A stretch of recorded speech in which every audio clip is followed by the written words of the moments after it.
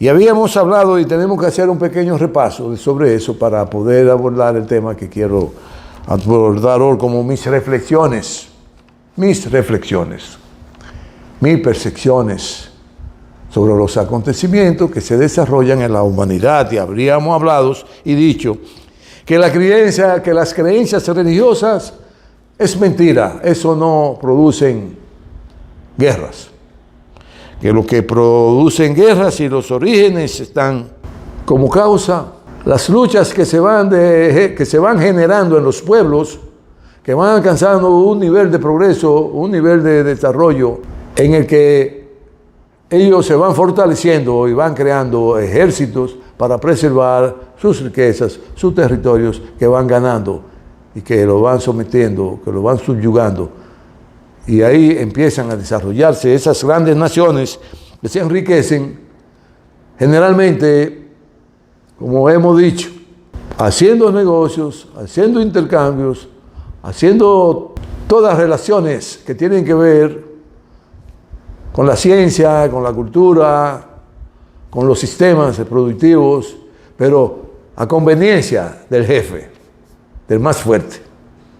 Como sucede hoy con el imperio occidental, que quieren hacer todo a su antojo y que le proporcione a ellos muchas riquezas. Saquear el África, saquear el Asia, impulsar el desasosiego en las naciones, en fin. Y hemos visto que durante miles de años se han desarrollado imperios, los sumerios, los asirios, los babilónicos, los egipcios babilónicos, el griego, el romano, el persa. Claro, el imperio persa es antes del romano. Debo aclararlo. El romano, luego viene el griego, y ahí se suceden los imperios. El imperio griego, primero que el romano. El romano fue uno de los últimos imperios, de los más grandes imperios y de los que más tiempo ha durado. Y el imperio romano, a finales de su grandeza como imperio, se divide en dos. El imperio bizantino, que es oriental, y el imperio occidental. El imperio occidental se destruye a poco tiempo y queda el imperio bizantino, que se discute la hegemonía del mundo con el imperio otomano. Todos estos imperios se hicieron muy ricos, poniéndole condiciones a los pueblos que subyugaban, pero había un pueblo donde tenía una grandeza enorme porque había alcanzado un desarrollo y que nunca se convirtió en un imperio hegemónico, salvo que defender su nación, que es los chinos. Y había alcanzado un desarrollo tal que pusieron en marcha para entonces, miles de años atrás, porque negociaron con todos los chinos mediante la ruta de la seda, que recorría China entera, atravesaba un desierto y llegaba hasta el corazón de Europa occidental en ese tiempo. Y todos esos imperios hacían grandes negocios con China, le compraban barato a China y se enriquecían vendiéndole caro a su pueblo y a las naciones vecinas a su imperio, como las naciones europeas, las euroasiáticas. Y de esa manera alcanzaron grandes riquezas, sobre todo el imperio romano. Alejandro el Grande alcanzó grandes riquezas saqueando la India, haciendo todo tipo de transacciones con los chinos y vendiéndole caros. Y ustedes veían toda esa grandeza en los monumentos, en los palacios, de cómo vivían esas élites, de esas claques imperiales. Y de esa manera entonces es que se hacían grandes, arrebatándole la producción, imponiendo las reglas del juego.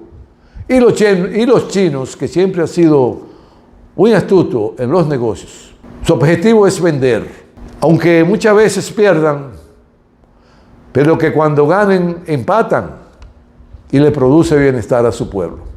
Por ahí anda el desarrollo de esos imperios que alcanzaron una estabilidad enorme y que subyugaban a las etnias. Por ejemplo, los babilónicos egipcios desterraron a una etnia que de unos lugares montañosos crearon su propia religión y empezó de esa manera miles de años atrás el judaísmo, vendiendo la idea de que ellos eran el pueblo de Dios